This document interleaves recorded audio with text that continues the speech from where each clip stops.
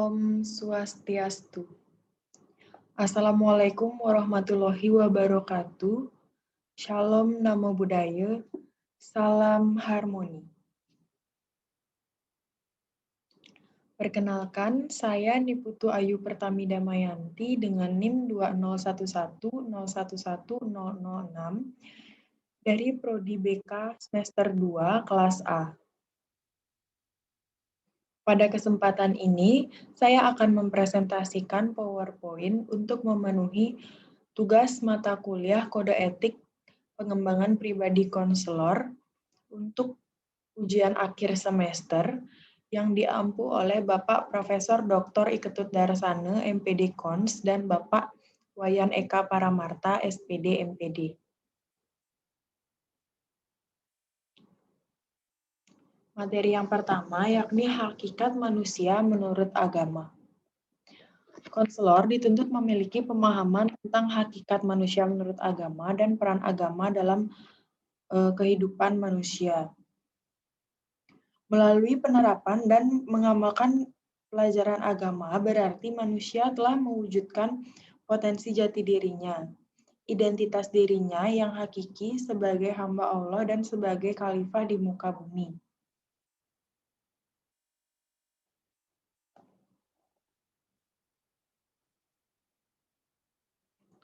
Yang kedua ada empati. Empati adalah kemampuan untuk mengetahui bagaimana merasakan perasaan orang lain. Empati berperan penting dalam berbagai bidang kehidupan, mulai dari pengasuhan, pendidikan, manajemen, hingga tindakan bela rasa dan percintaan. Empati dibangun dalam lingkup self-awareness atau kesadaran diri.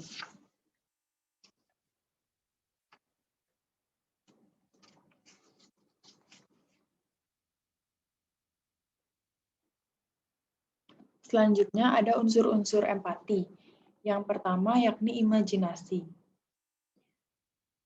Yang kedua, adanya kesadaran terhadap diri sendiri atau self-awareness.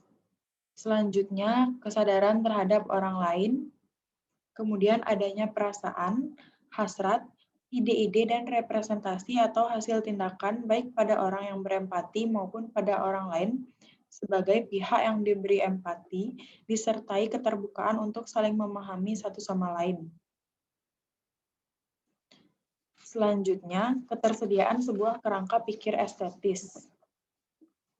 Dan yang terakhir, ketersediaan sebuah kerangka pikir moral.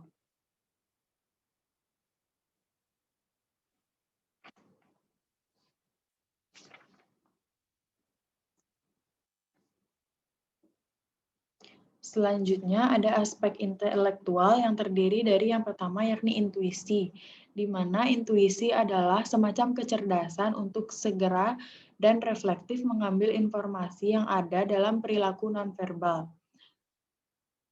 Baik itu gerak, isyarat, wajah, getaran, dan suara. Dan verbal yang meliputi kata atau ucapan orang lain, terutama konseli. Yang kedua ada sense of drama, di mana kemampuan dramatik adalah dapat memerankan suatu peran tertentu dengan mengungkapkan gaya bicara, emosional, dan gerak nonverbal sesuai dengan tuntutan skenario.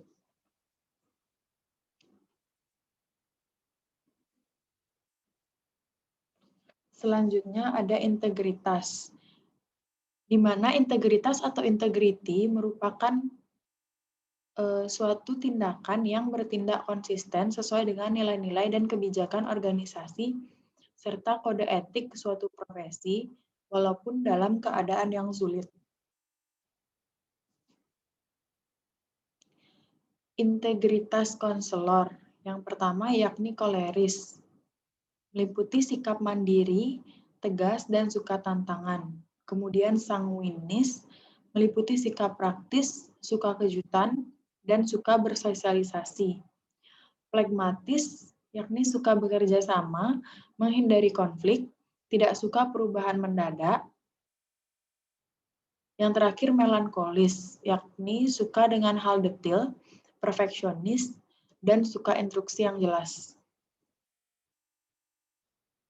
Selanjutnya yakni stabilitas, di mana stabilitas merupakan pemantapan, kestabilan, keseimbangan, menciptakan suatu hal yang dinamis.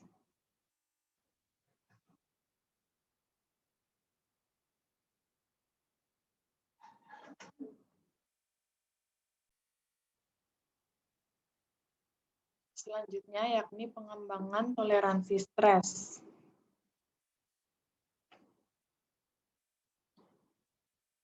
Yang pertama, faktor penyebab stres. Stres sendiri dapat disebabkan oleh beberapa faktor, diantaranya yakni faktor biologis, faktor psikologis, maupun faktor sosial. Selanjutnya, jenis-jenis stres. Ada beberapa jenis stres. Yang pertama, organobiologik atau fisik, psikoedukatif, dan sosiokultural. Sedangkan frustasi dapat disebabkan oleh dua faktor, yakni faktor eksternal dan faktor internal.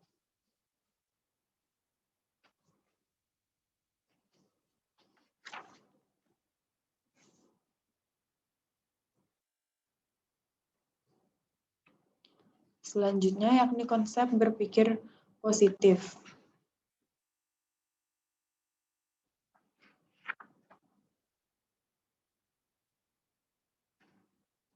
Berpikir positif sendiri adalah suatu pola pikir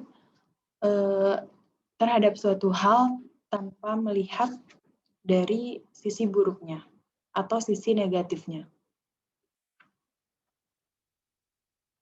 Pilar konsep berpikir positif terdiri dari yang pertama yakni harapan. Kebanyakan orang tidak menemukan masalah dalam membangun pilar ini dalam kehidupan di sana. Ketika mencoba berpikir positif secara umum, seseorang harus memiliki keinginan untuk menjadi positif dalam kehidupan.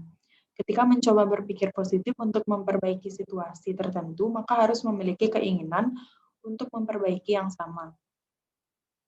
Selanjutnya yakni kepercayaan. Salah satu kebutuhan untuk percaya pada konsep berpikir itu sendiri, dan kemudian jelas semakin seseorang percaya pada tujuan yang dipilih dan kemungkinan untuk mencapai hal itu semakin mudah akan untuk mencapai hal yang sama. Selanjutnya ada penerimaan. Seseorang tidak hanya harus bersedia menerima dan memiliki apa yang dicari, tetapi juga menerima bahwa seseorang bertanggung jawab untuk keadaan hidupnya sekarang. Yang terakhir yakni kesabaran. Pada fase ini, kebanyakan orang berakhir gagal. Setelah melakukan semua pekerjaan untuk benar-benar menjadi positif, orang ingin melihat hasil yang cepat tanpa menyadari bahwa bertahun-tahun yang telah merilis emosi negatif dan pikiran, dibutuhkan sedikit waktu untuk menetralisir masa lalu sebelum seseorang menciptakan hadiah darinya menyukai.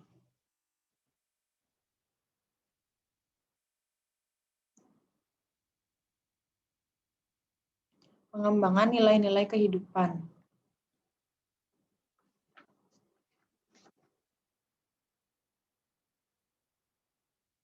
Yang pertama yakni konsep nilai kehidupan.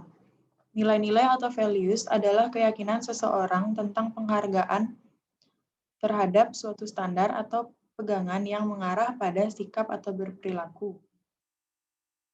Nilai juga dianggap sebagai suatu yang baik yang menjadi suatu norma tertentu untuk mengatur ketertiban kehidupan sosial manusia.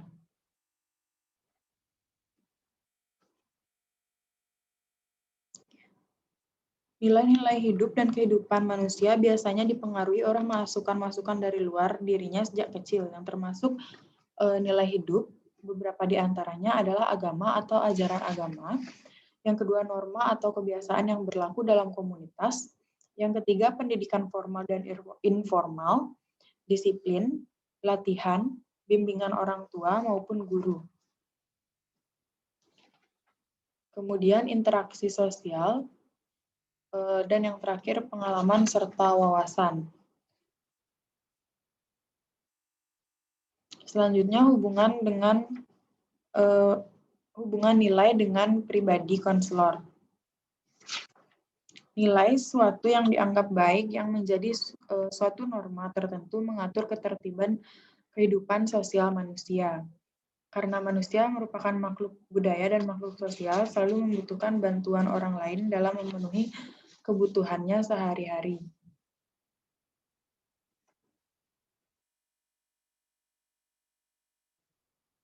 Dalam rangka mengembangkan sifat sosial, manusia selalu menghadapi masalah-masalah sosial yang berkaitan dengan nilai-nilai. Nilai itu merupakan faktor internal dengan hubungan antar sosial tersebut. Dengan kata lain, sebagaimana pandangan aliran progresivisme, nilai itu timbul dengan sendirinya, tetapi ada faktor-faktor lain dari masyarakat saat nilai itu timbul.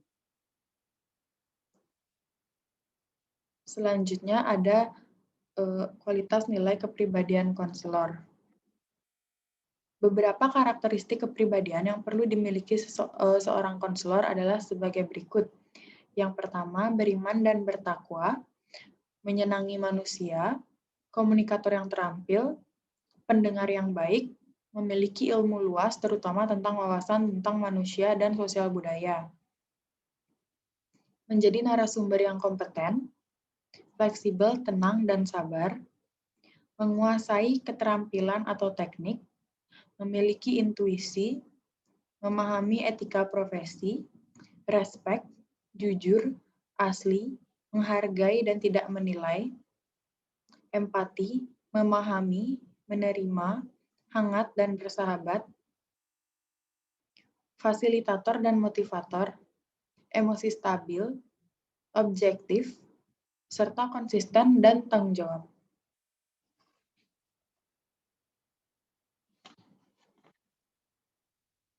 Prasangka dan stereotip budaya. Pengertian prasangka. Prasangka adalah sikap kepada anggota kelompok tertentu yang semata-mata didasarkan pada keanggotaan mereka dalam kelompok. Misalnya, karena pelaku pemboman di Bali adalah orang Islam yang berjanggut lebat, maka seluruh orang Islam, terutama yang berjanggut lebat, dicurigai memiliki itikat buruk untuk meneror.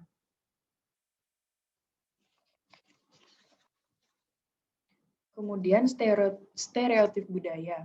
Stereotip berfungsi menggambarkan realitas antar kelompok, mendefinisikan kelompok dalam kontras dengan yang lain, membentuk image kelompok lain yang menerangkan, merasionalisasi, dan menjustifikasi hubungan antar kelompok dan perilaku orang pada masa lalu, sekarang, dan akan datang di dalam hubungan itu.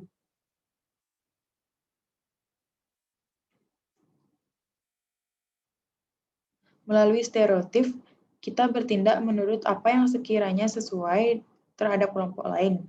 Misalnya, etnis Jawa memiliki stereotip lemah lembut dan kurang suka berterus terang. Maka, kita akan bertindak berdasarkan stereotip itu dengan bersikap selembut-lembutnya dan berusaha untuk tidak mempercayai begitu saja apa yang diucapkan seorang etnis Jawa kepada kita.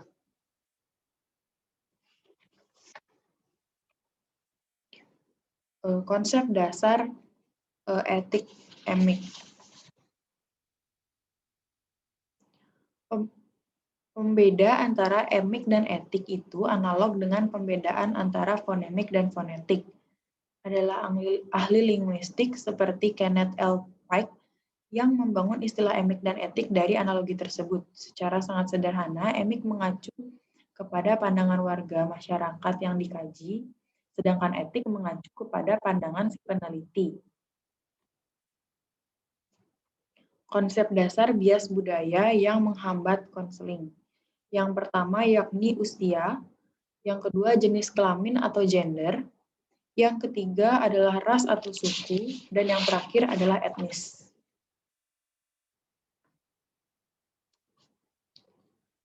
Selanjutnya yakni pengembangan manajemen diri konselor. Yang pertama konsep dasar self-management.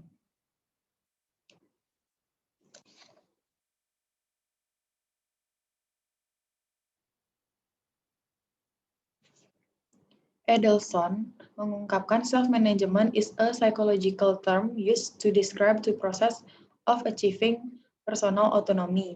Pada dasarnya, self-management adalah sebuah terminologi psikologis untuk menggambarkan proses pencapaian otonomi diri.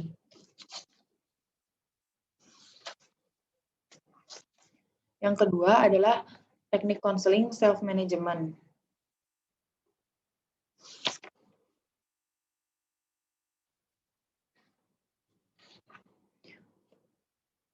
Konseling merupakan proses komunikasi bantuan yang amat penting. Diperlukan model yang dapat menunjukkan kapan dan bagaimana konselor melakukan intervensi kepada konseli. Dalam pemantauan diri ini, biasanya konseli mengamati dan mencatat perilaku bermasalah, mengendalikan penyebab dari terjadinya masalah, dan menghasilkan konsekuensi. Pemantauan diri ini juga sangat berguna untuk evaluasi. Ketika konseli melakukan pemantauan diri tentang perilaku sasaran sebelum dan selama program perlakuan. Para peneliti telah membuktikan bahwa pemantauan diri juga dapat menghasilkan perubahan ketika konseli mengumpulkan data tentang dirinya. Data tersebut dapat mempengaruhi perilakunya lebih lanjut.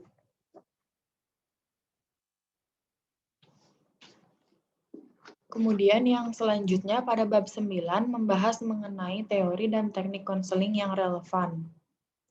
Bab 10 membahas mengenai pengembangan pribadi, bab 11 social grace, bab 12 table counseling, bab 13 ekspresi suara, bab 14 effective communication, bab 15 visual pose, bab 16 figure control, bab 17 hairstyling, bab 18 skincare, bab 19 wardrobe, bab 20 protokoler, bab 21 etika dan profesionalisme, bab 22 etika dan kompetensi multikultural, bab 23 konseling intensional, bab 24 perilaku memberikan perhatian, dan bab yang terakhir mengenai diri. Sekian presentasi yang dapat saya sampaikan. Akhir kata, saya ucapkan terima kasih dan mohon maaf apabila selama presentasi terdapat kesalahan baik yang disengaja maupun tidak sengaja. Akhir kata, saya tutup presentasi ini dengan mengaturkan Parama Santi. Om Santi Santi Santi Om. Wassalamualaikum warahmatullahi wabarakatuh. Salam sejahtera untuk kita semua.